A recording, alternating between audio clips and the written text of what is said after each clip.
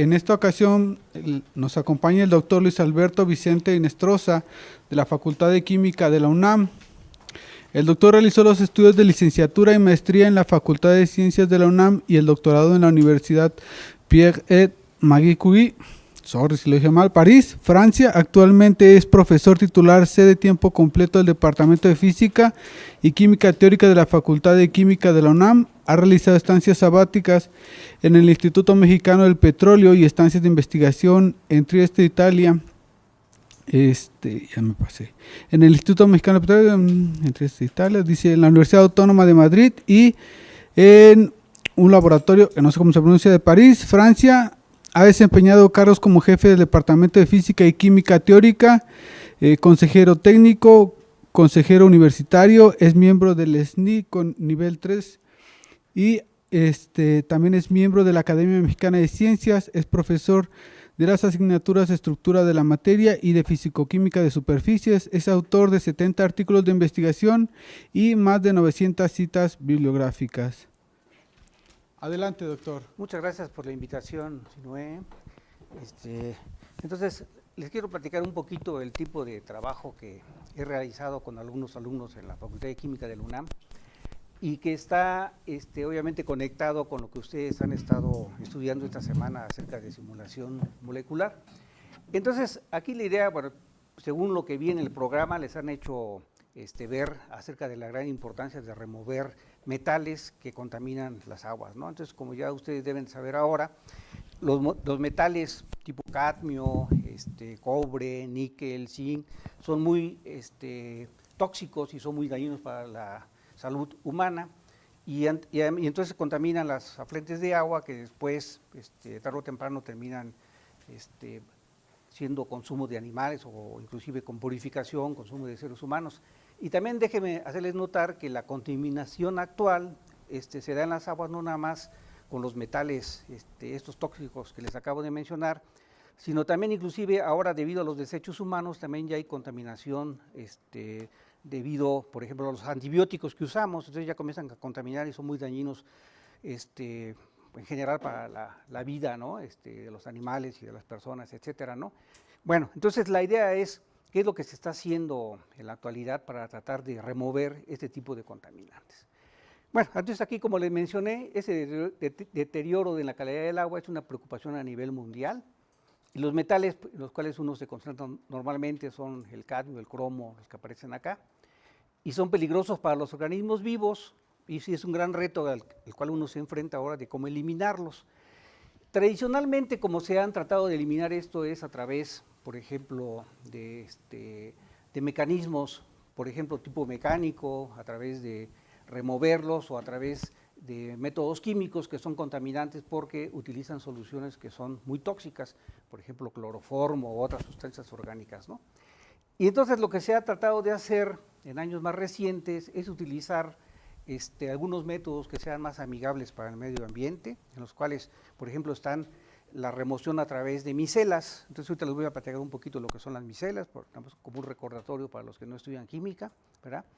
Entonces estos sistemas micelares, que son soluciones de moléculas que tienen ciertas propiedades de reducir la tensión superficial, se llaman moléculas surfactantes, es una alternativa al uso de los solventes orgánicos, justamente, ¿no? Y son materiales amigables y además sustentables con el medio ambiente. Pequeño recordatorio entonces de qué son los sistemas micelares, en qué consisten las micelas. Como les mencioné, las micelas son moléculas que aquí de manera esquemática se puede representar que tienen una parte de la molécula, tiene la capacidad que es hidrofóbica, lo cual quiere decir comúnmente de que no le va a gustar el agua, y otras partes que son hidrofílicas, si hablamos de medios acuosos, por ejemplo, ¿no? Y la clasificación general que se hace de estas moléculas pueden ser de tipo iónicos, ya sea catiónicos o aniónicos, dependiendo de la carga que van a presentar acá. Si es una carga negativa, hablamos de un tensoactivo aniónico, y si tiene una carga positiva es el tensoactivo de tipo catiónico. Hay otros tensoactivos que no llevan una carga específica acá, entonces se llaman no iónicos, y otros que tienen las posibilidades de combinar las dos se le llaman anfotéricos, ¿no? ¿Cuál es la propiedad o por qué reducen la tensión superficial? Porque estas moléculas, imaginen ustedes que aquí tengo una representación de agua, un medio acuoso, y aquí tengo el aire, por ejemplo. Entonces, estas moléculas tienen la capacidad que se van a absorber de manera superficial en la superficie, de tal manera que lo que es esta cabeza, que es la hidrofílica, va a apuntar hacia el agua. Estoy hablando de la solución acuosa, pero también puede ser otro tipo de soluciones. Y esta cola, que es la hidrofóbica, va a apuntar en la dirección contraria. Entonces, aquí le estoy mostrando esquemáticamente una situación en la cual tengo una saturación, van a poder formar una película. Y si tengo pocas moléculas, pues van a ser pocas las moléculas que van a estar absorbidas, pero si nosotros medimos diferentes tipos de propiedades, la manera que esto va a afectar es que fíjense que aquí tengo una curva de tensión superficial. A medida que coloco mayor cantidad de surfactante, va a ir abatiendo la tensión superficial, hasta que va a llegar un punto en que se satura esta superficie y se van a comenzar a formar agregados. Y estos agregados van a tener una cierta forma geométrica. Aquí estoy representando lo que se llama una micela esférica. Aquí tengo otra representación de esa micela esférica. Justamente va a formar este tipo de agregados. Si se comienza a saturar más, va a formar otro tipo de propiedades geométricas. Pueden ser micelas alargadas o tipo cilíndrico. Micelas pueden estar empaquetadas para tratar de dar una representación más cristalina, etcétera, ¿no? Depende de la concentración. Entonces, digamos que si ustedes miden la propiedad de tensión superficial, se mide, por ejemplo, en dinas por centímetro, y hay aparatos que lo miden directamente, ¿no? Entonces, va bajando el valor de la tensión a medida que va aumentando la concentración del tensoactivo en el agua, hasta que llega un punto de quiebre, que el cual esto ya no cambia más. Ese punto de quiebre justamente lo que me indica es lo que se llama la concentración micelar crítica, que es la concentración en la cual se comienzan a organizar estas moléculas tensoactivas para formar las micelas. No es la única propiedad que se puede observar de la tensión superficial que tiene ese efecto. Si ustedes miden, por ejemplo, la turbidez, tienen su solución, por ejemplo, en un matraz, ¿no? Le ponen tensoactivo y hacen pasar luz, va a llegar un momento que se comienza a ver turbio, justamente debido a la formación de estas micelas, y entonces también va a haber un quiebre aquí en el valor de la turbidez, acá, ¿no? Entonces, lo que está aquí en líneas punteadas, lo que me está diciendo es la concentración micelar crítica. Repito, ¿dónde se forman las micelas? Hay otros tipos de propiedades como la presión osmótica, que también tiene un quiebre, etcétera, ¿no? Bueno, entonces, ¿qué tiene que ver esto con la remoción de metales? Pues entonces lo que yo les voy a platicar es el uso de 3 tipos diferentes de tensoactivos para poder remover metales, ¿no?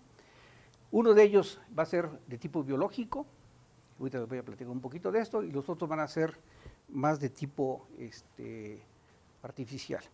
¿Cómo procede el proceso de remoción? Entonces, aquí tengo de manera esquemática un tipo de remoción que se llama remoción por micelas a través de lo que se llama el punto nube. ¿Qué es lo que es el punto nube?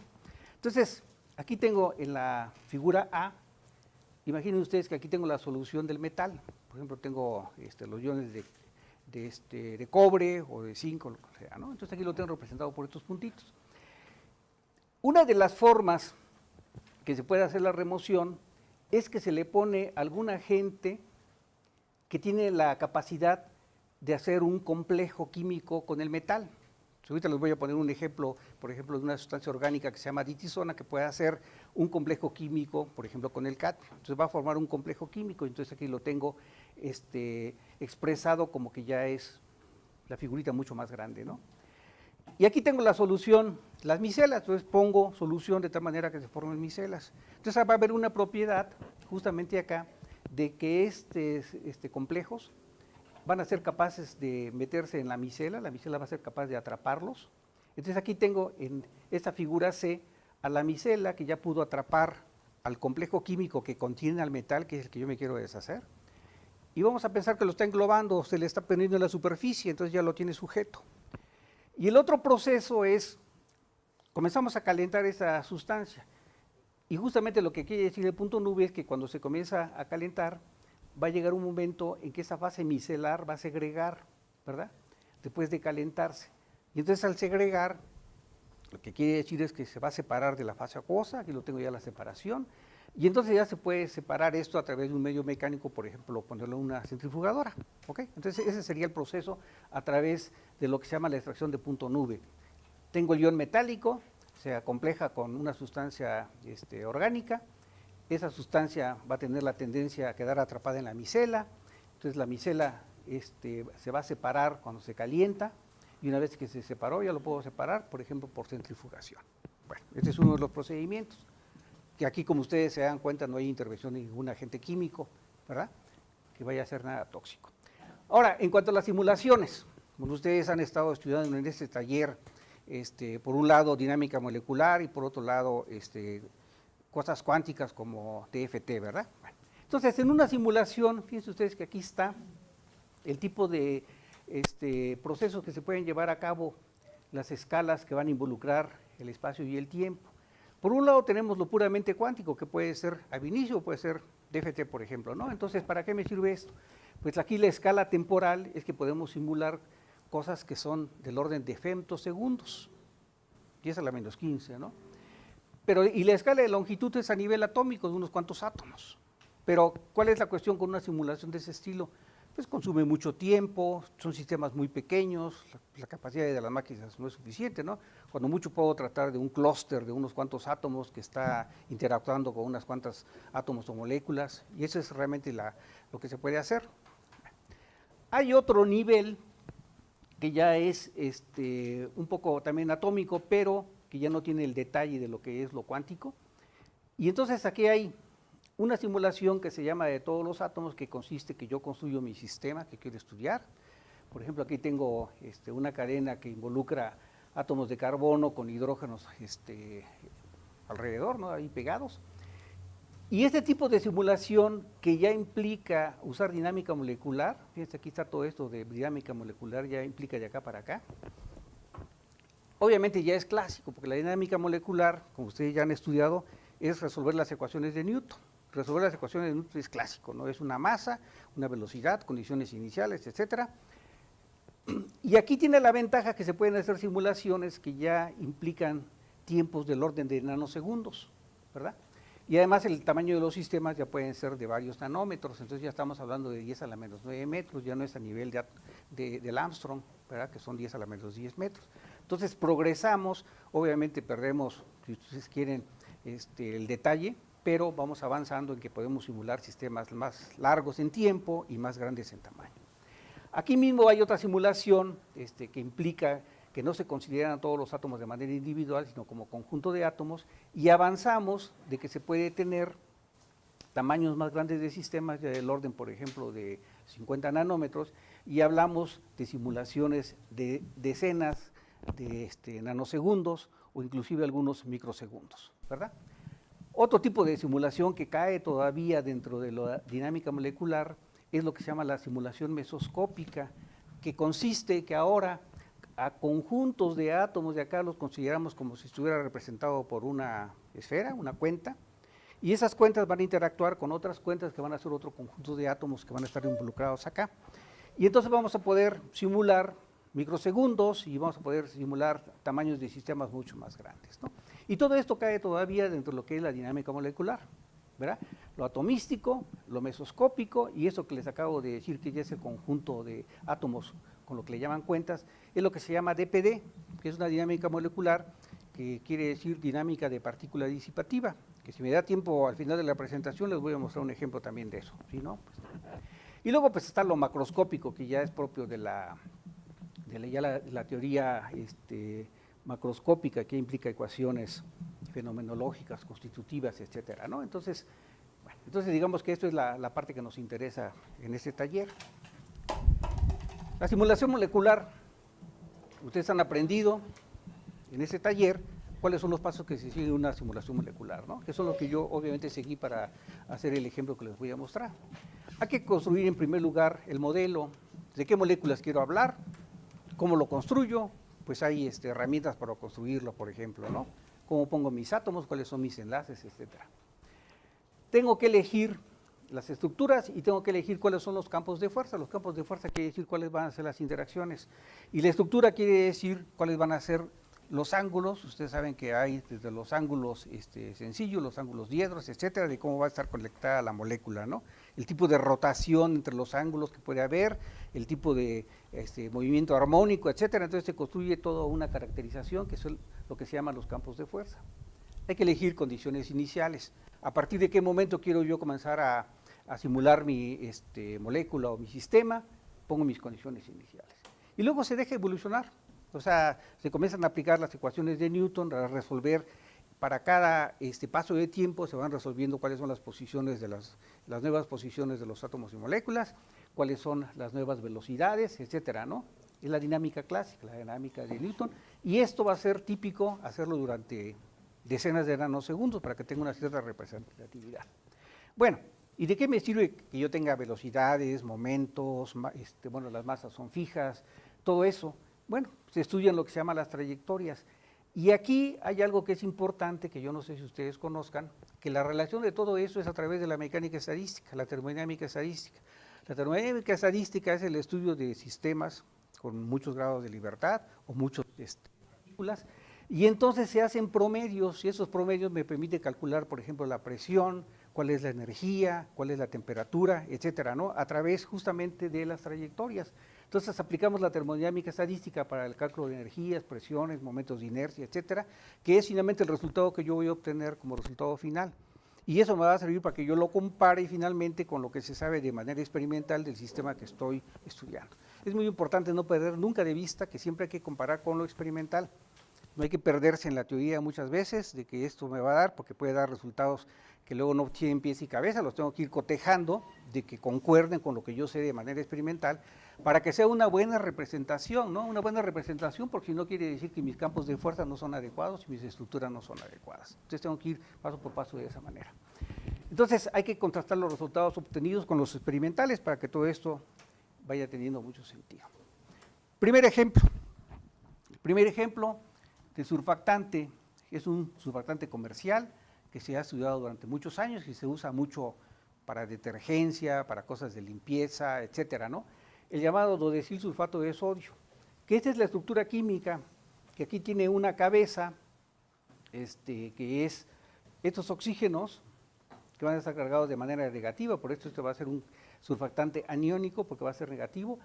Aquí va a tener el sodio, que cuando se pone en el agua, pues obviamente se va a separar, va a estar por ahí paseándose el sodio positivo, y luego tengo esta cadena, ¿no? Tengo esta otra cadena que va a ser la parte que va a ser esta va a ser la parte que va a ser proclive a irse hacia la parte acuosa y la otra lo contrario, ¿no? Entonces, lo hidrofílico y lo hidrofóbico. Bueno, esta es la fórmula química. ¿Cuál va a ser la representación para que yo utilice en la dinámica molecular? La dinámica molecular, esta va a ser mi molécula, modelo, que aquí está. Aquí tengo el azufre, tengo los 4 oxígenos, tengo estos 3 oxígenos que son diferentes a este oxígeno porque este está conectado con el resto de la cadena.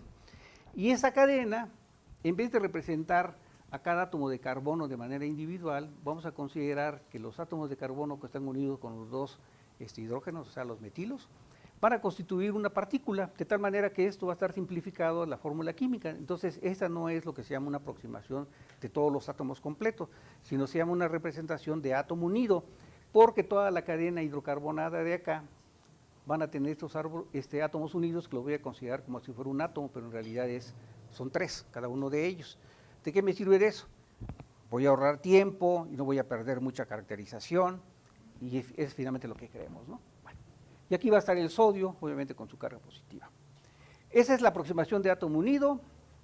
Entonces, repito, el CH2 va a representar un átomo, o le llaman también pseudoátomos, y permite que se van a hacer simulaciones de decenas o inclusive cientos de nanosegundos. La dinámica molecular que se usó para este ejemplo es GROMACS, que ustedes lo han estado estudiando posiblemente ahorita en el taller, ¿no? Y entonces, una vez que tenemos esto, los detalles de la simulación. Se resuelven las ecuaciones de movimiento. Hay diferentes formas de resolver esas ecuaciones de movimiento. Uno de ellos es lo que se llama el salto de rana, que es únicamente especificar de qué manera se calculan las nuevas velocidades y las nuevas posiciones, ¿no? Recuerden que lo más sencillo es el algoritmo de Verlet, ¿no? Es el con el que inició todo. Hay que conducir al sistema en lo que se llama un ensamble. Esto viene de la mecánica estadística. Los ensambles principales es el NBT, número de partículas, volumen y temperatura constante, y luego el NPT. Normalmente lo que se hace es hacer una corrida en el ensamble NBT, porque eso me va a permitir que yo estabilice mi sistema. ¿Cómo sé que mi sistema ya se estabilizó? Pues mido las energías a lo largo del tiempo y cuando las energías ya no están cambiando, que ya están más o menos fluctuando alrededor de un valor promedio, pues digo, ya está estabilizado, por ejemplo, después de 5 nanosegundos de estarlo corriendo. Después pasamos al ensamble NPT porque de alguna manera es el que me representa más a lo experimental. Cuando ustedes trabajan en un laboratorio, obviamente mantienen a su sistema el número de partículas constante, una cierta cantidad de sustancia. La presión es constante porque es la presión atmosférica, siempre se trabaja a sistema abierto, ¿no? Y la temperatura, pues suponemos de que si es un sistema que no implica reacciones químicas, pues no va a haber reacciones ni exotérmicas ni endotérmicas que cambien la temperatura. En este caso, pues son micelas, no va a pasar nada con la temperatura, va a ser la temperatura ambiente. ¿Ok? Entonces manejamos el ensamble NPT y luego ya se usa el termostato para poder controlar la temperatura, el barostato para poder controlar la presión. Entonces se realiza normalmente a temperatura ambiente, 298 grados Kelvin, y la presión de un bar, que es la presión atmosférica. Hay que especificar en toda simulación cómo van a ser el tipo de interacciones. Entonces, las moléculas hay que considerar siempre interacciones Lennard-Jones, ¿no? Lennard-Jones, ¿qué quiere decir? Bueno, que ya hay gente que ha estudiado el tipo de interacciones y sabe cuál es el tamaño. Recuerden que en el Lennard-Jones hay dos parámetros principales, que es el pozo, el tamaño del pozo de la interacción, y el tamaño del sistema, el tamaño de la molécula, como quien dice, ¿no? Entonces hay dos parámetros, sigma y epsilon, que ya están tabulados para muchos sistemas, o si no están tabulados, hay que calcularlos a través de la mecánica cuántica, por ejemplo. Entonces, interacciones de corto alcance se hacen calculando el potencial de Lennard-Jones, y el potencial de Lennard-Jones, como mis sistemas de simulación son finitos, tengo que decir a partir de qué momento lo voy a dejar de calcular. Entonces, hacemos un radio de corte. Combinamos el tipo de interacción. ¿Por qué? Porque si tengo partículas en pares, pues tengo que tener interacciones de partículas de una con otra de su misma especie, de otra con una especie diferente, que tengo esas combinaciones, y entonces todo eso implica que puedo utilizar lo que se llama reglas de combinación para estas. Interacciones electrostáticas, pues tienen carga. Entonces, ¿cómo manejamos las cargas? La cuestión de las cargas es que son de largo alcance, ¿no? Porque los potenciales electrostáticos van como uno entre R, y la R, para que se haga hacerlo de interacción, se tiene que ir infinito. Entonces también hay que calcular esas interacciones electrostáticas, y lo más común es usar el método de Ewald de malla de partículas. Paso de tiempo de integración, ese tiene que ser pequeño, porque si los pasos son grandes, pues el sistema se dispara, ¿no? Entonces, y típicamente son estos valores que se usan para este tipo de integración. ¿Cuánto tiempo hay que correr una simulación? El primero en el ensamble NBT, pues es suficiente con que lo corran 5 o 10 nanosegundos, ya se estabilizó, y después hay que correr otros 40, 50 nanosegundos ya en el ensamble NPT y ver que todo permanece estable. Y una vez que se hizo ese tipo de corrida, ya se tiene la seguridad de la estabilidad, hay que tomar promedios. Entonces, tomar promedios, normalmente se toma promedio de los últimos nanosegundos, por ejemplo 5 nanosegundos del total ya de la corrida, en este caso de 60 nanosegundos, para el análisis de los datos. Entonces, así es como se procede en la simulación. Bueno, entonces les recuerdo, estamos trabajando con dodesilsulfato de sodio.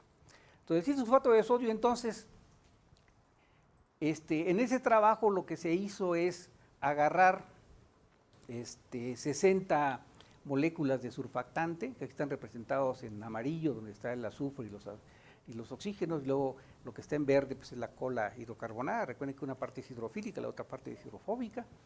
Lo hidrofílico obviamente va a quedar hacia afuera, porque supuestamente está aquí el agua alrededor, se están apuntando hacia afuera. Y aquí en azul pues estarían los iones de sodio que están por ahí circulando. ¿Por qué agarramos 60 moléculas de surfactante? Aquí recurrimos a lo experimental. Se mide cuál es el tamaño de la micela por dispersión de luz. Se puede determinar lo que se llama el grado de agregaciones, cuántas moléculas se agregan de surfactante para formar una micela. Entonces hay un tamaño típico, pueden ser desde muy grandes, pero digamos el tamaño típico es del orden de 60, entonces necesito 60 moléculas de surfactante para que se me forme la micela. Y aquí está representado, este es el resultado de la simulación. Tengo estas moléculas de surfactante, tienen una forma casi esférica.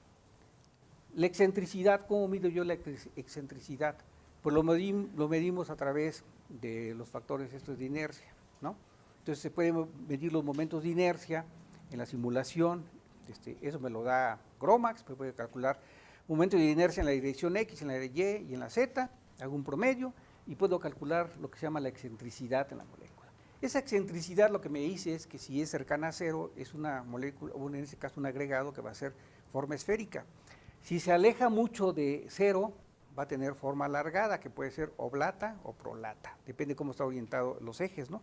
Pero básicamente lo que quiere decir es que es una cosa como si fuera un puro, ¿no? Así, de ese tipo, la forma geométrica. Bueno, en este caso resultó ser que cuando tengo el puro surfactante en agua, la excentricidad es muy cercana a cero, es 0.08, y ese es el factor de error. El radio de la molécula, bueno, del agregado más bien en este caso resultó ser de 23.3 Armstrongs.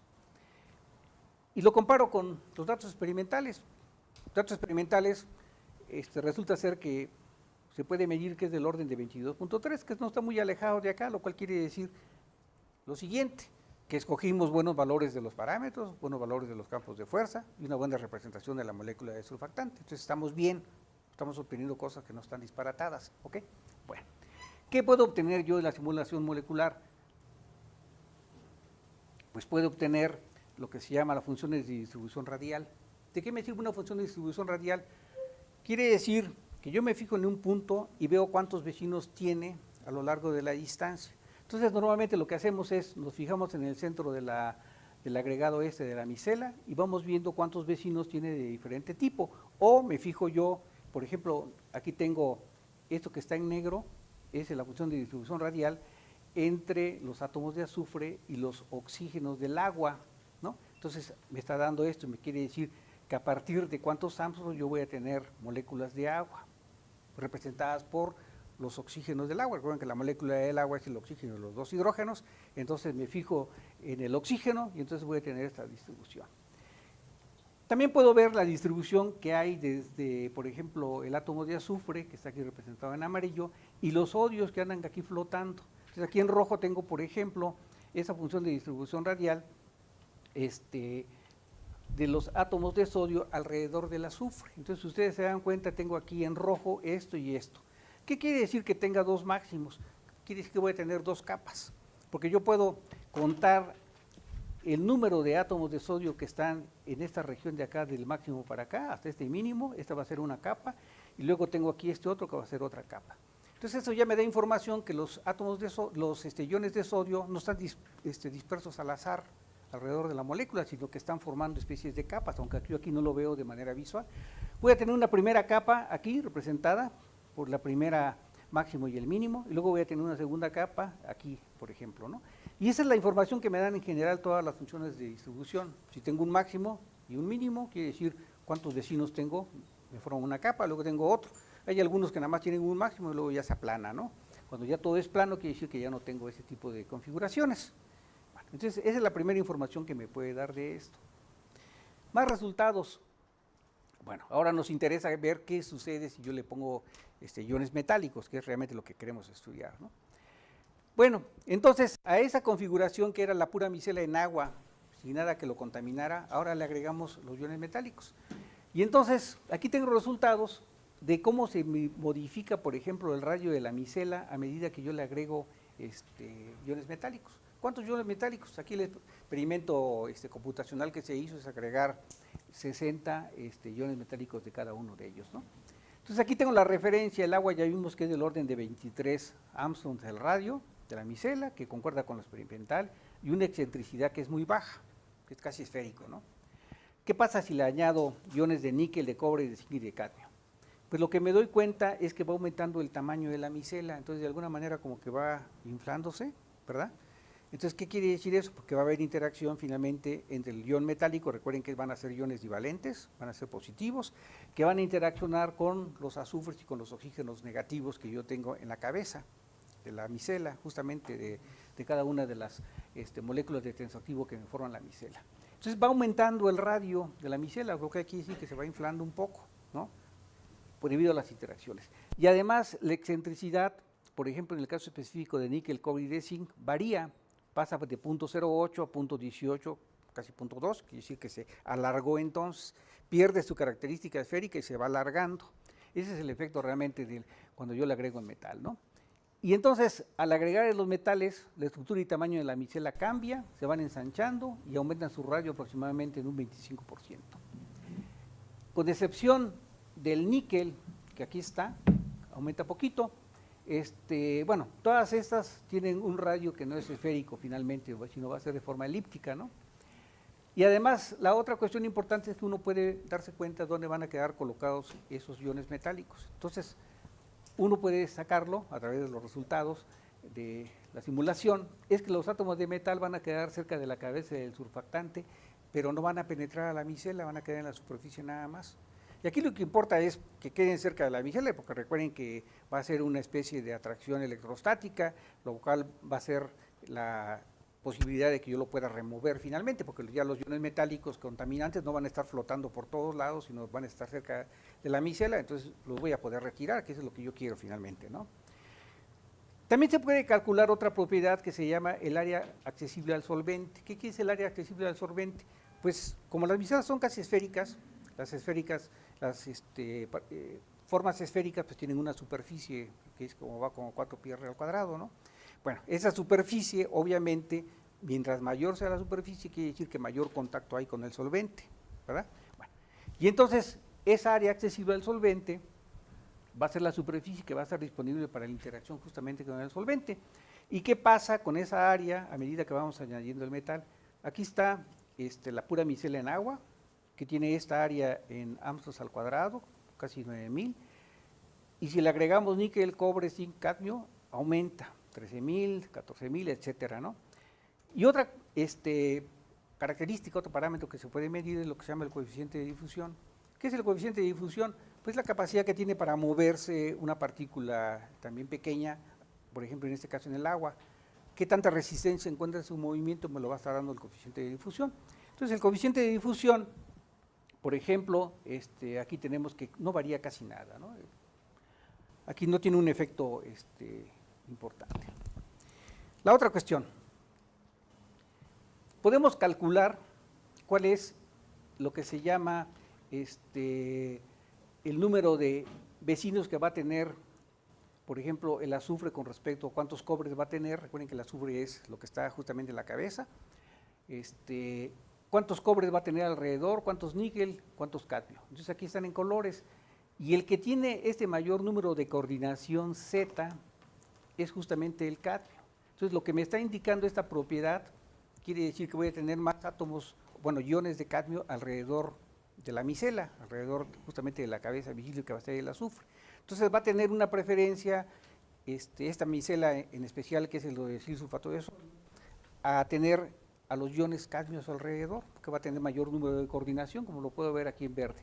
En cambio, los otros tres son básicamente parecidos, son equivalentes. Entonces aquí el número de coordinación, que es la Z, si yo me fijo acá, ¿no?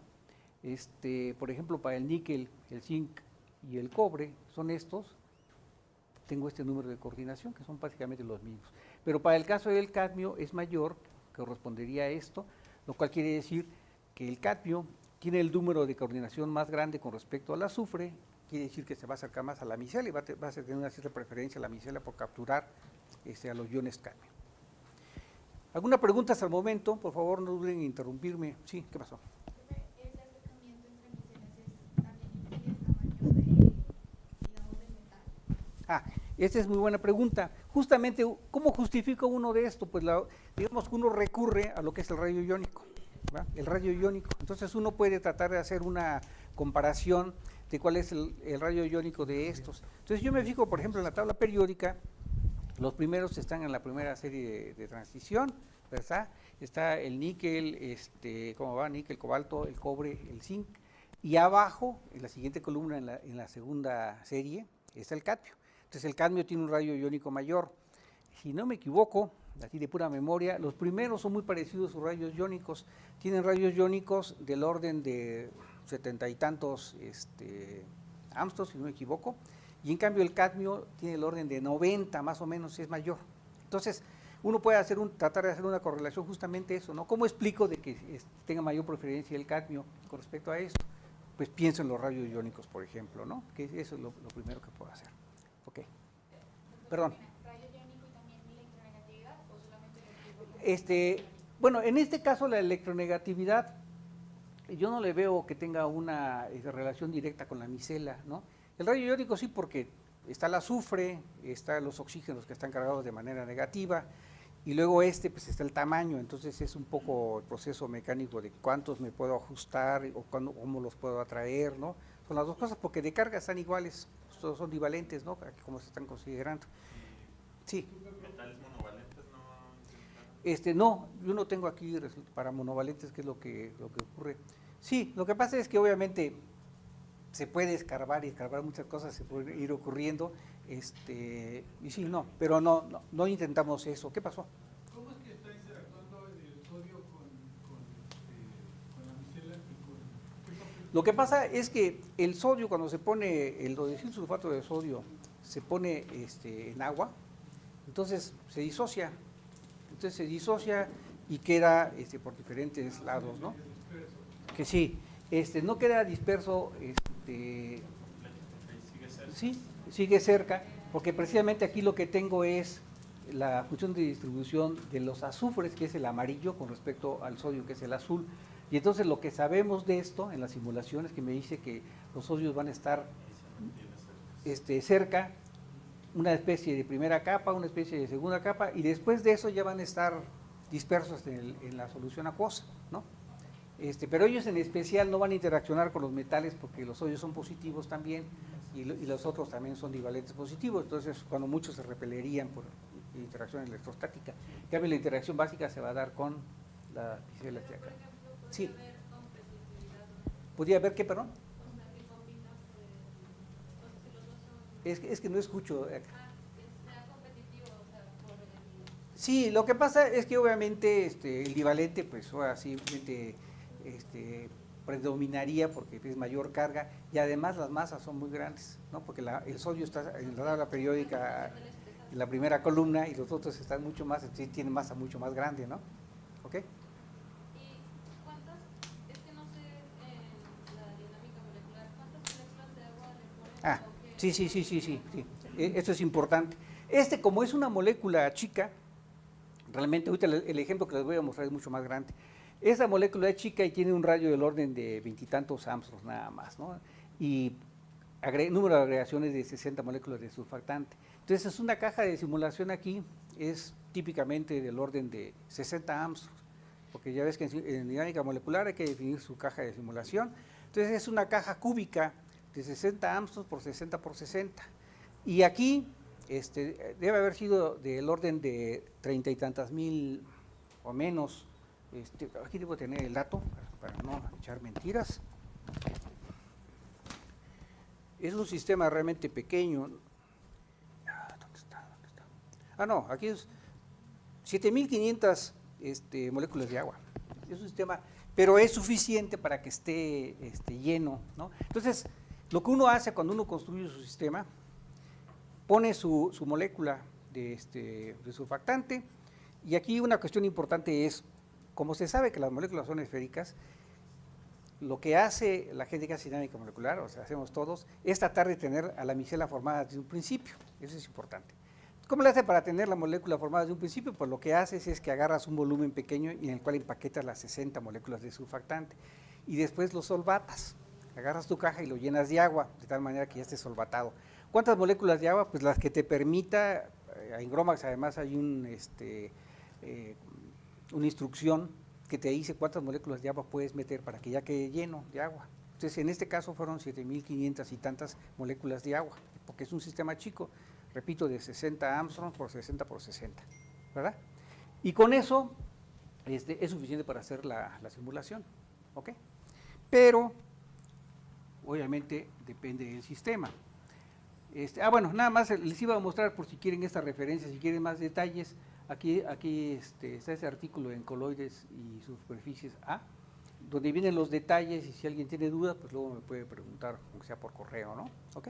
Entonces, aquí pueden tener un poco más de detalle acerca de lo que se hizo con esta molécula de surfactantes para formar el agregado. Bueno, siguiente ejemplo. Un tensoactivo que no es de tipo catiónico ni aniónico, sino que es se llama no iónico porque no iónico, perdón, porque no tiene las cargas de manera explícita ahí, ¿no? ¿Cómo es la fórmula química de lo que se llama el tritón este? Pues es esta fórmula que aparece acá, ¿no? Acá hay una cadena que tiene típicamente 9 o 10 elementos, son los carbonos, los oxígenos, y luego aquí tiene la parte, bueno, esta va a ser la parte hidrofílica y esta va a ser la parte hidrofóbica, aquí entonces aparecen los grupos metilos estos, ¿no?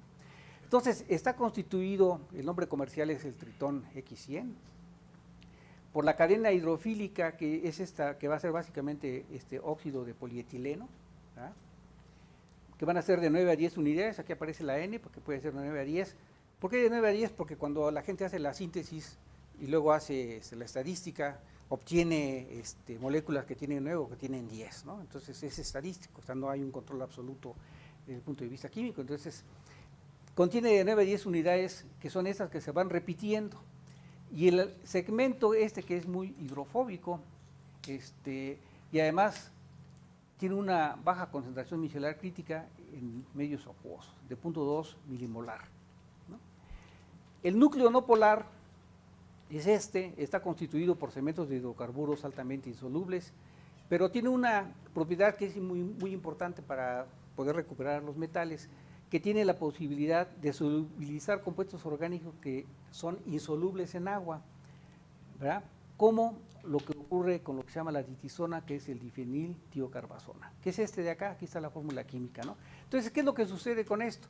Porque yo aquí tengo, por ejemplo, mi ion de cadmio, y esta es la molécula que lo puede hacer enlaces, y va a formar compuesto, va a formar compuesto químico, ¿no? Que es la ditisona, tiene esa posibilidad. Y entonces, ¿qué es lo que pasa con el tritón? En agua pura se va a formar una micela también de forma casi esférica, pero ahora lo que vamos a obtener es que estos grupos que aparecen acá, que son los octilfenilo, no se van a empacar justamente en un núcleo esférico, sino que se van a obtener colas hidrofílicas que van a estar enrolladas, ¿no? Entonces, esta es la representación para la dinámica molecular. Aquí tengo justamente el anillo la parte, pero fíjense ustedes que la parte hidrofóbica no va a acabar con el anillo nada más, sino que va a contener algunos elementos de la cadena. ¿Por qué contiene algunos elementos de la cadena? Porque se hacen experimentos de resonancia magnética y se determina que algunos de ellos van a contribuir de forma hidrofóbica, ¿no? Entonces hay que cortar toda esta parte de acá, que es la parte hidrofóbica, y esta parte, que es la cadena de óxido de etileno, que queda, esta sí va a ser la parte hidrofílica. Esta es la simulación de la micela, de cómo se va a enrollar, ¿verdad? Y es la representación únicamente de lo que serían las colas, nada más. ¿Por qué es importante este resultado? Porque fíjense que este es el esquema clásico de lo que se formaría una micela. El esquema clásico sería, yo tengo aquí las cabezas que están apuntando hacia adentro, que serían las hidrofóbicas, y tengo las colas que están extendidas, que serían las hidrofílicas. Entonces, este sería el esquema clásico de una micela, que no es estrictamente esférica. Pero el resultado que les acabo de decir, que se hace por resonancia, llegaron a la conclusión que en este caso en especial, no se adopta esta configuración, sino que hay una especie de multicapas. Entonces aquí tengo justamente estos anillos que van a estar en una primera región formada por una especie de capa, y luego una capa concéntrica que está aquí en rojo también, que van a estar otra vez los anillos, pero no todos están aquí aglomerados, todos los anillos aquí en esta región de acá, como me sugiere esto, sino que van a estar en esta región y luego van a haber otros en otra región.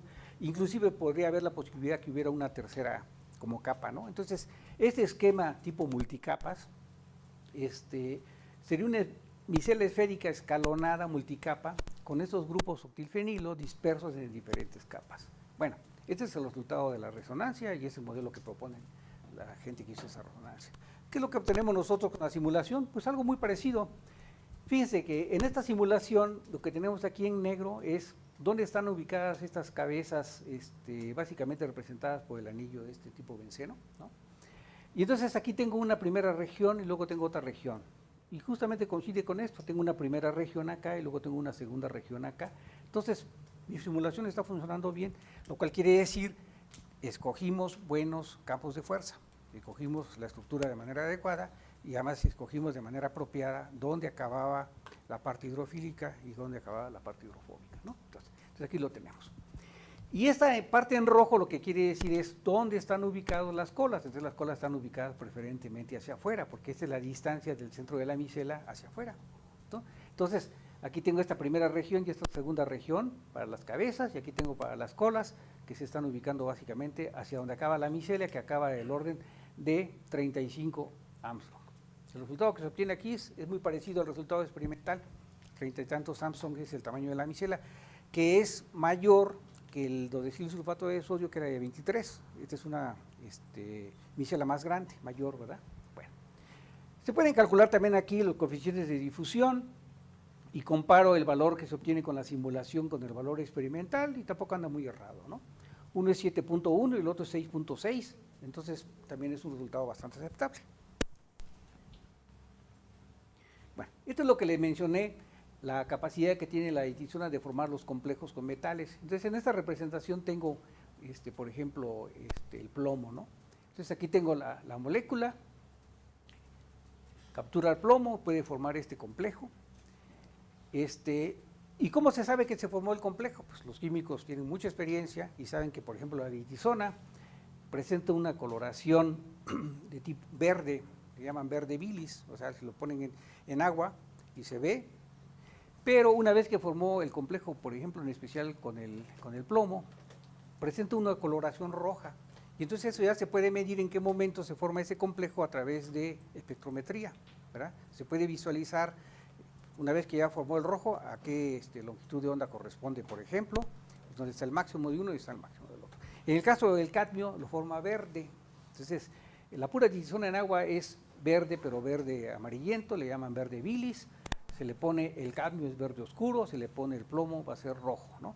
Bueno, normalmente, aquí la notación que tengo es que este complejo que formó con el plomo se puede extraer usando disolventes, como el cloroformo o el tetracloruro de carbono. Pero ya quedamos que esos solventes orgánicos pues no son buenos porque también son tóxicos. Entonces, ¿cuál sería la alternativa? Pues usar micelas con el punto nube, ¿no?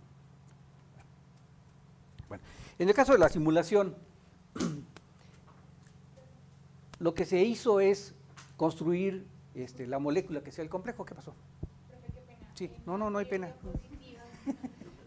¿Eh? En la Sí, anterior sí. diapositiva, Sí. o sea que prácticamente ese complejo ya no se recupera, ¿cierto? Sí. Porque los disolventes que utilizan son muy contaminantes, entonces digamos, forma el complejo y muere ahí. Pues ya no se lo, ¿o sí? No, por eso precisamente lo que se hace con la micela es que el complejo, vamos a decir que está ahí, lo va a capturar la micela y entonces voy a recuperar a la micela, ¿verdad? Pero obviamente ya no voy a poder recuperar el complejo, para volverlo a usar otra vez, pues ya no, o sea. Entonces, ¿qué es lo que pasa? Fíjense, aquí tengo el complejo, lo tengo en azul, o sea, se construyó una molécula que ya estuviera el complejo de la ditisona, en este caso con el cadmio, está representado en azul, y entonces lo que se obtuvo en la simulación es que se pega en la superficie, ¿no? Entonces, funcionó bien, es capaz de pegarse en la superficie, entonces aquí, ¿no? Bueno, ¿cómo sé que se pega en la superficie? Pues aquí son los gráficos que yo les había mostrado. Aquí en azul está justamente la concentración del complejo de ditisona. Este es el tamaño, aquí está en Armstrong, el tamaño de la micela. Entonces, justamente del orden de 30, quiere decir que están en la superficie. Un poquito para adentro, quiere decir que penetra algún poquito, y luego para acá. Y a partir de 40 Armstrongs ya no hay moléculas de ditisona. Entonces, todos quedan pegados en la superficie, como lo indica esta gráfica en azul. ¿Qué pasó? Sí. ¿Tiene que qué? Desprotonarse los grupos para que liberen los enlaces para que después atrapen al plomo. ¿A qué pH se tiene que condicionar la solución antes de? ¿A qué pH? Bueno, sí, obviamente eso es dependiente del pH, la eficiencia, vamos a decir. Sí. Entonces, pues debe haber algún pH óptimo, ¿no? Normalmente es ácido. Obviamente, otra de las cuestiones que se pueden hacer experimentalmente es ir variando el pH para ver cuál es el valor óptimo de todos, ¿no? Pero funciona realmente con el medio ácido todos. Bueno, acá hay otra referencia, por si también alguien está interesado. acerca de este trabajo de manera ya más específica. Bueno, podemos hablar de la capacidad de extracción. La capacidad de extracción es qué tanta metal yo puedo extraer finalmente a través de este método, ¿no? Entonces podemos definir la extractividad como la concentración del metal antes y después de la separación. O sea, antes MO, después MA dividido entre MO, ¿no? Concentración de metal antes y después dividido entre la concentración. Y en este caso resultó que era del orden de 89%, o sea, del número de moléculas de trisona 50 que pusimos inicial, nos dimos cuenta que una distancia del centro de la micela de 35, que es donde acaba la micela básicamente, está la mayor parte de moléculas del complejo de trisona en la superficie o cerca de la superficie, ¿no? Lo puedo ver a través de esta curva. Entonces, el número de moléculas con respecto al centro de masa a esa distancia de 35, que es básicamente el tamaño de la micela, hubieron 32 de las 50 moléculas que se pusieron en total, que al principio se ponen de manera dispersa, obviamente, para que no las pongo cerca de la micela para que no haga yo trampa, ¿no? Entonces se pone de esa forma.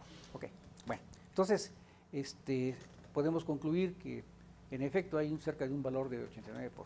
Bueno, ahora lo importante, esto ya se sabe desde el punto de vista químico, de que es muy buena la digestión y que forma complejos y con la micela. Entonces, ¿de qué sirve lo que yo estoy haciendo? Pues sirve para que yo entienda mejor el mecanismo más microscópico, de dónde se pegan, y etcétera, ¿no? Esa es la idea de aportar un mejor entendimiento de cuál es el proceso, ¿no? Porque los químicos son muy buenos para hacer cosas, así, una intuición maravillosa, le pongo esto y funciona, ¿no? Pero obviamente hay que complementar un poco con el proceso físico, el físico-químico que está sucediendo, la absorción, etcétera, ¿no? Esa es la idea de esto. Bueno, otras propiedades adicionales acerca del tensoactivo, ya sin hablar de los metales. Este tensoactivo también reacciona hacia cambios de temperatura. Hacia cambios de temperatura, aquí tengo una gráfica de cómo va variando la excentricidad con respecto a la temperatura. Entonces yo tengo excentricidad muy pequeña a temperatura ambiente, quedamos que era del orden de 0.15, ¿no? Si voy aumentando la temperatura, va aumentando la excentricidad, lo cual quiere decir que deja de ser esférico y se va volviendo muy, muy alargado, ¿no? Bueno, eso se puede cuantificar. Obviamente, de punto intuitivo lo sabemos, si yo caliento, obviamente se va a distorsionar, pero el chiste es decir cómo se va a distorsionar, de qué manera y de cuánto, cuantitativamente, ¿no? Y aquí está cuantitativamente. Se va a distorsionar hasta este valor que va a ser sumamente alargado y totalmente. Coeficiente de difusión, ¿cómo varía si yo aumento ahora la concentración? Ahora ya no hablo de la pura solución acuosa, sino le pongo un electrolito. Le pongo, por ejemplo, cloruro de sodio, ¿no? ¿Cómo va a influir el cloruro de sodio para modificar a la micela? El tamaño hidrodinámico es función de la cantidad de electrolito o de sal, ¿no? Y entonces va a haber un movimiento micelar progresivo también al aumentar la concentración de cloruro de sodio. Y entonces, aquí una cuestión importante es que si añadimos sal, entonces se va a ver modificado lo que se llama la capa de hidratación alrededor de la cadena de óxido de etileno. El óxido de etileno se supone que es lo que le da estabilidad a la molécula porque forma puentes de hidrógeno con el agua, ¿verdad? Pero al añadirle sal, se debilita esa capa de hidratación y al debilitarse va a provocar de que haya un colapso de las cadenas y finalmente lo que va a ocurrir es que el punto de turbidez baja. El punto de turbidez, que les expliqué un poquito al principio, en este caso es de 57 grados centígrados, el punto nube, a esta concentración. Y si se pone esta concentración de sal, hay una gran diferencia de 15 grados porque pasa de 57 a 42. Entonces, si uno quiere hacer el sistema de precipitación por el punto nube, primero le pone sal. Al ponerle sal, se abate el punto nube, de tal manera que ahora tengo que calentar de temperatura ambiente, en vez de 57, nada más caliento a 42 y voy a obtener el mismo resultado. Entonces, por eso es también importante el estudio de qué pasa con el electrolito. Y al final les quiero mencionar qué es lo que pasa si no se utiliza tritizona, si nada más se ponen los iones. ¿Cómo se pondrían los iones nada más? Pues agarro, por ejemplo, una sulfato de cadmio, lo pongo, se va a disociar los iones sulfatos y los iones cadmio.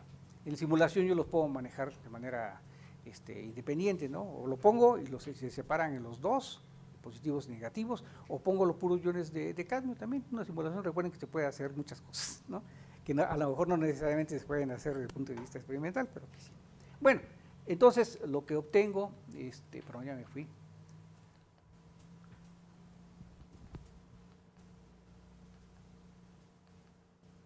Lo que obtengo es este tipo de resultado.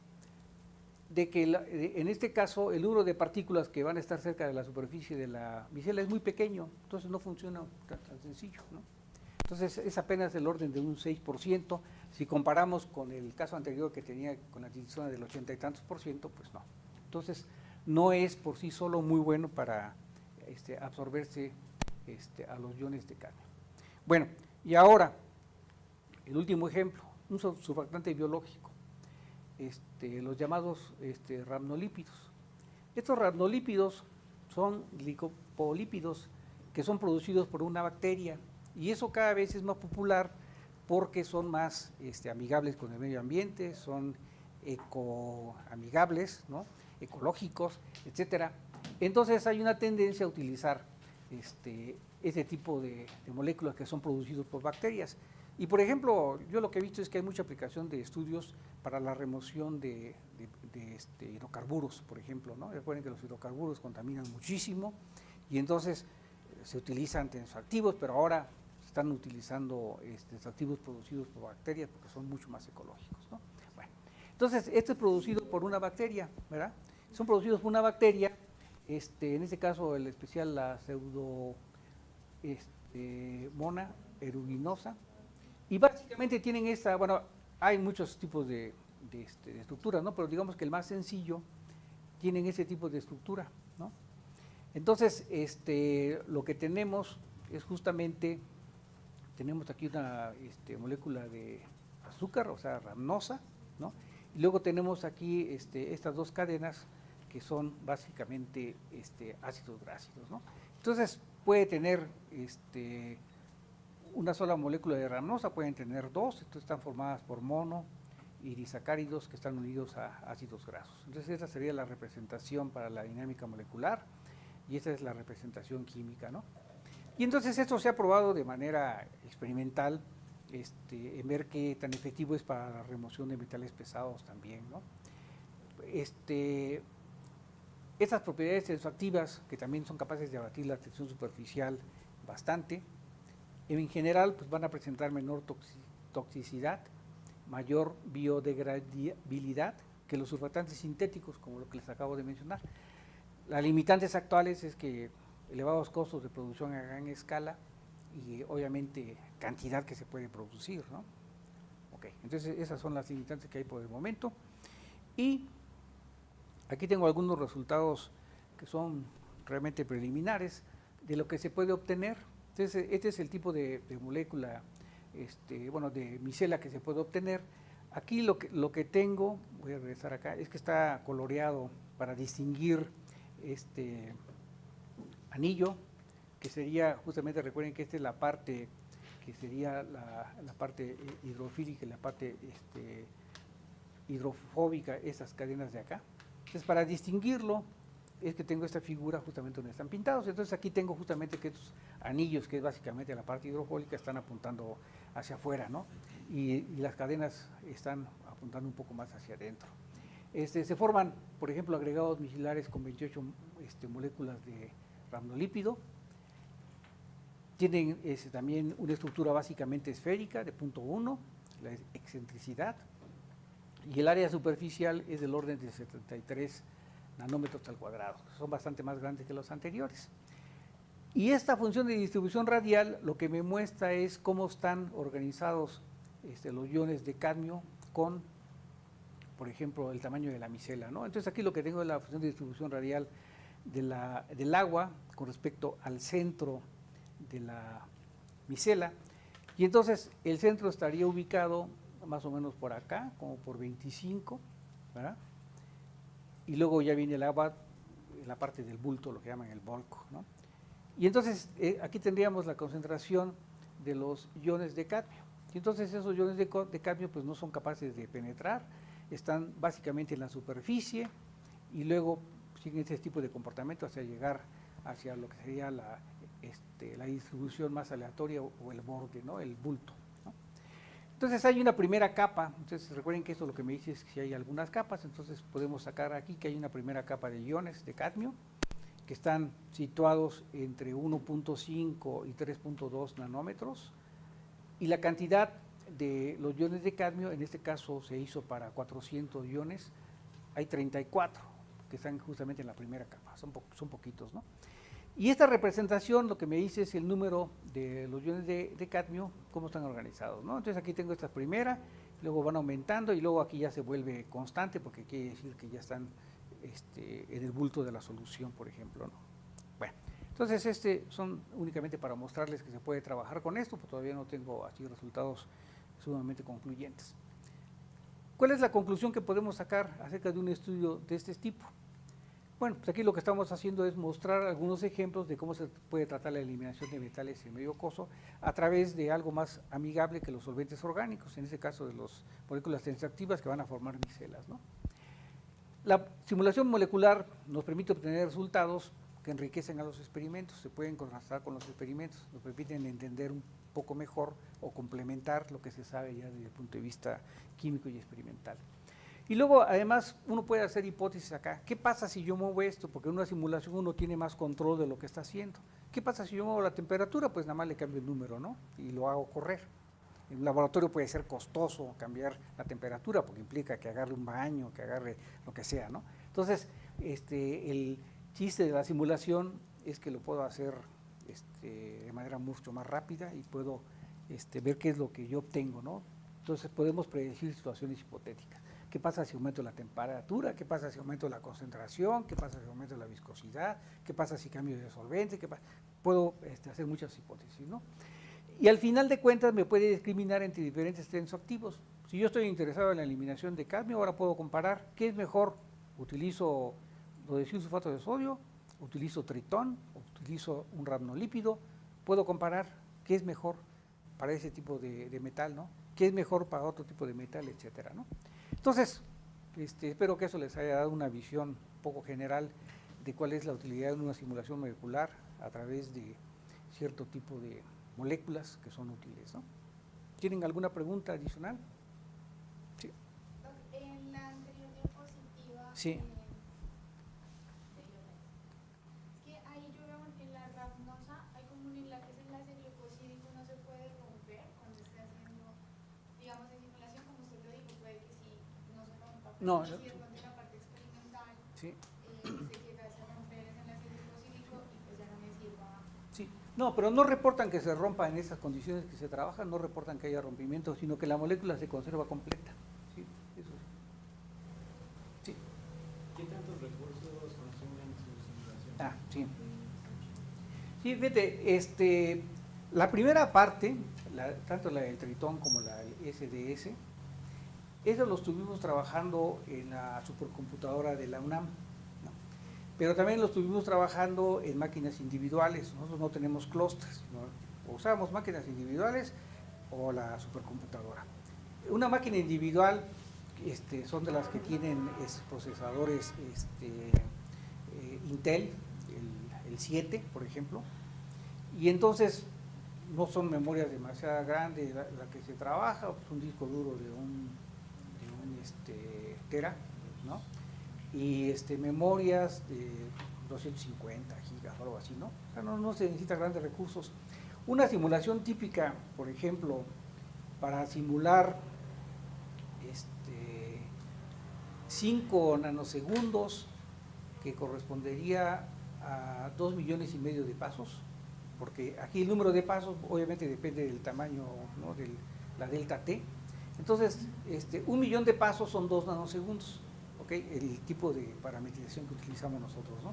Entonces, 1 millón de pasos son 2 nanosegundos, entonces si tú necesitas 10 nanosegundos, ¿cuántos millones de pasos son? Necesitas 5 millones de pasos, ¿verdad? 5 millones de pasos son básicamente, en una máquina así individual, como te dije, se puede llevar hasta 3 días, ¿no? Pero con 5 millones de pasos, pues ya tienes, por ejemplo, la estabilidad en el NBT. Le pones otros 5 millones de pasos para NPT, y entonces ya estás hablando del doble de tiempo, ¿no? Entonces yo creo que una corrida para que tuvieras, sí necesitarías del orden de unos 10, 15 días en una máquina individual. En una supercomputadora, supuestamente es más rápido, etcétera, y además tiene la ventaja, aunque no sea excesivamente más rápido, pero puedes correr varias cosas al mismo tiempo, como te dan los recursos, ¿no? Pero esos son los tiempos típicos, sí necesitas para una buena corrida 10 días, por ejemplo, para que tengas ya. Pero obviamente si estás haciendo muchas corridas porque estás cambiando concentraciones, entonces ya te puede llevar meses. Finalmente lo que ocurre con estas cosas, te puede llevar 6 meses de cálculo, digamos, para que ya tengas resultados globales que ya puedas comenzar a analizar y a tratar de redactar algo. Sí, yo me iría por 6 meses de cálculo aproximadamente, ya sea en una máquina, bueno, una máquina individual no te daría, necesitas tener un par de máquinas individuales para poder correr cosas simultáneas, pero usando una supercomputadora, inclusive, sí se necesitan unos 6 meses para tener diferentes posibilidades, porque además la cuestión es, bueno, yo tengo una corrida y me da un resultado, ¿no? Pero ¿qué pasa con ese resultado? Lo repito para ver si es congruente otra vez, porque ¿cómo funciona la dinámica molecular? Pues yo parto de una situación inicial y a partir de eso va evolucionando, ¿no? Si vuelvo a salir de la misma condición inicial, voy a obtener otra vez lo mismo, pero ¿qué pasa si cambio la condición inicial, ¿no? Entonces a lo mejor aquí ya tendría que correrlo un par de veces para ver si hay algún contraste. Luego te preguntan, ¿el tamaño de tu caja es suficiente?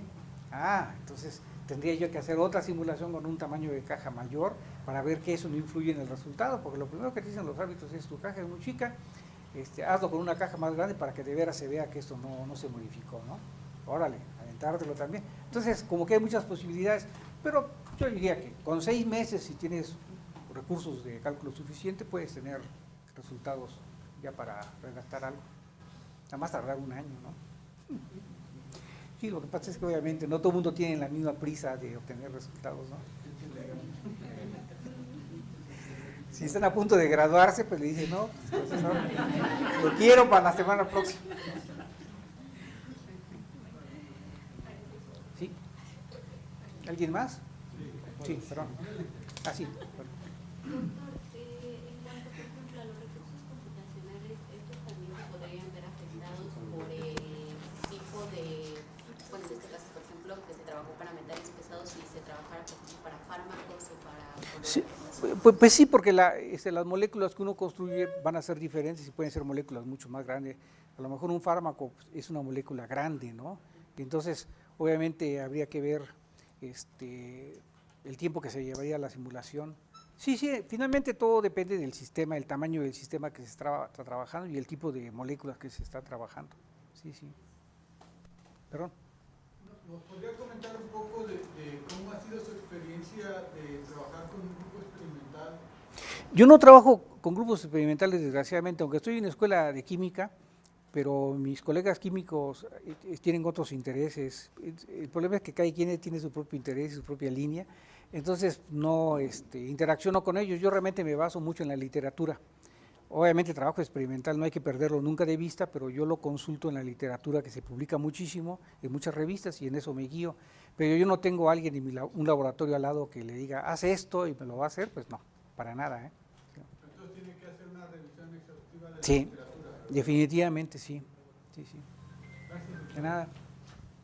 Sí. Por ejemplo, para síntesis de MOX, este tipo de cálculos podría servir para ver qué tipo de estructura se obtiene mediante el proceso, o sea, antes de hacer el experimento. Sí, uno puede, claro, hacer desde el punto de vista teórico, escoger una molécula, optimizarla para obtener la geometría más adecuada y entonces ver con qué interacciona mejor. Inclusive uno le puede proponer a un experimental, ¿por qué no, si te interesa, puedes ensayar este tipo de micela con este tipo de moléculas, porque parece ser que son buenos, ¿no? Para, en este caso específico, para los metales, ¿no? Para los metales, sí, es de lo que nos interesa, que es la remoción de los metales. Claro, uno podría experimentar teóricamente con moléculas y luego, si obtiene uno algo interesante, proponérselo a un experimental por si le interesa, claro. Sí. Ya que estos necesarias. Y si alguno estuviera interesado en hacer dinámica molecular clásica, ¿qué programa le recomendaría o cómo? Sí, fíjate, los programas que nosotros utilizamos es el GROMACS, ¿no? Que ese es libre. Entonces, ese es el tipo, y además existen manuales, como ya es un sistema que tiene muchos años, existen manuales de aplicación, manuales de instrucciones y todo eso, ¿no? Entonces, ese es el tipo de programas que nosotros utilizamos. Perdón.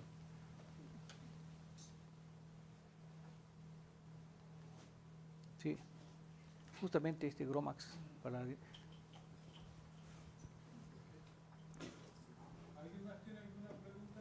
Sí.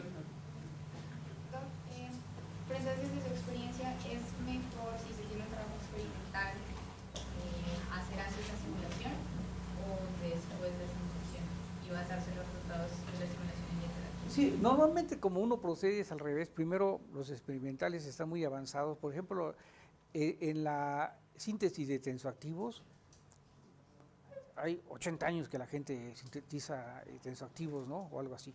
Entonces hay una cantidad inmensa de tensoactivos que han encontrado muchas aplicaciones en detergencia y luego ahora en problemas más modernos es remoción de hidrocarburos, etcétera, ¿no?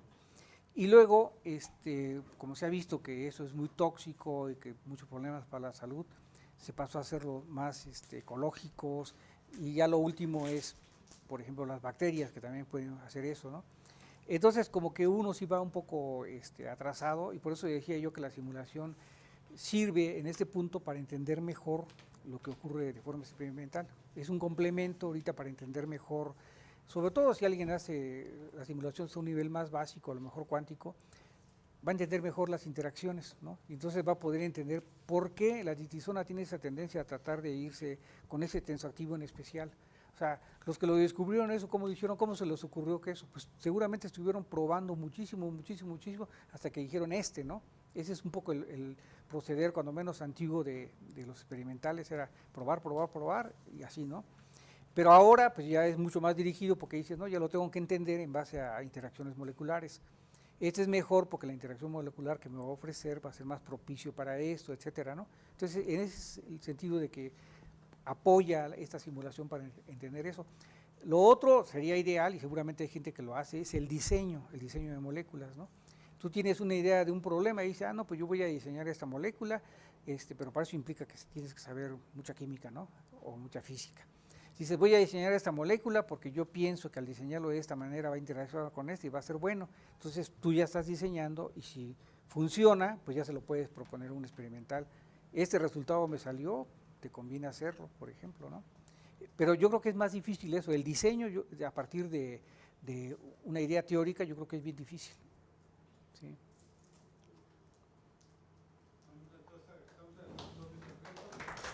Gracias a ustedes.